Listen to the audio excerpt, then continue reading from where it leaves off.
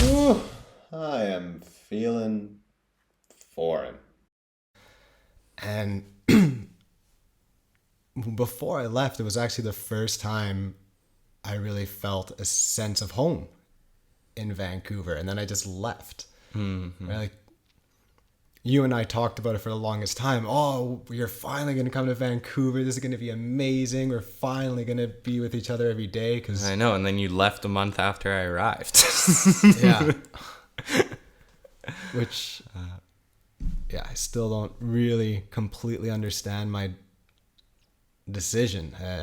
Again, inescapably for it. It's like there's this other force that just keeps putting me in uncomfortable positions. And maybe that's because I think that the greatest work created never comes from comfort. It always comes from discomfort. Mm-hmm. But all the work I've done has failed. Well, not failed. I mean, everyone that's read my book, everyone that's read my work, everyone always gives good feedback, whether it be friends or people that I don't know. But it's always been a financial failure. I mean, at this point, I don't even want to talk about the numbers I've put into everything I'm doing. But now with this podcast, with the writing, with this project, Without Borders, right? Withoutborders.fyi, with this website, I'm doing everything that's in me, right? With the book, I feel like I put 70% of myself into it, and then it kind of fails, and you see some of the shit that becomes successful. Like sometimes it's just garbage that gets successful, and then you feel like less than garbage, right?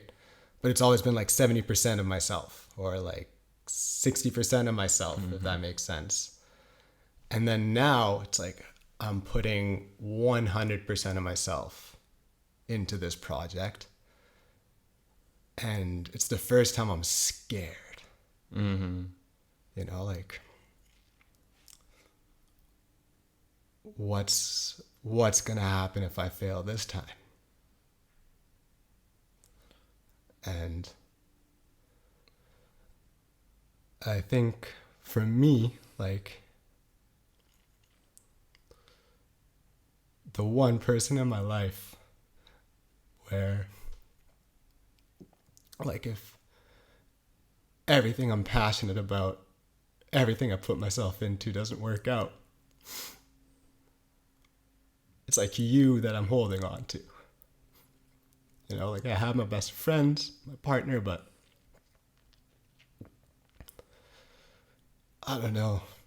Like, I don't know, you've often told me, oh, I wish I had a passion like you did. Right?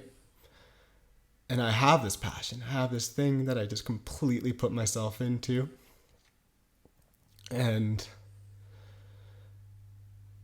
it's kind of scary because I get so depressed sometimes where it's like, you know, I don't really care if I die.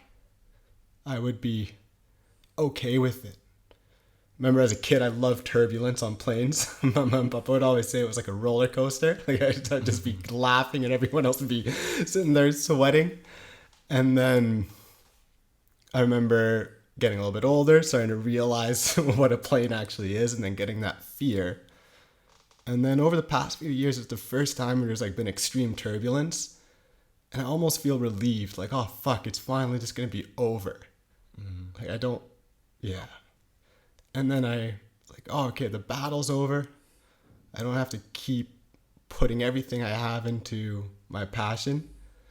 But then I think about my friends, think about my partner, family, and then you're the image that always like keeps me like, you know what? Even if you keep failing, you got Yano in your life. Mm-hmm.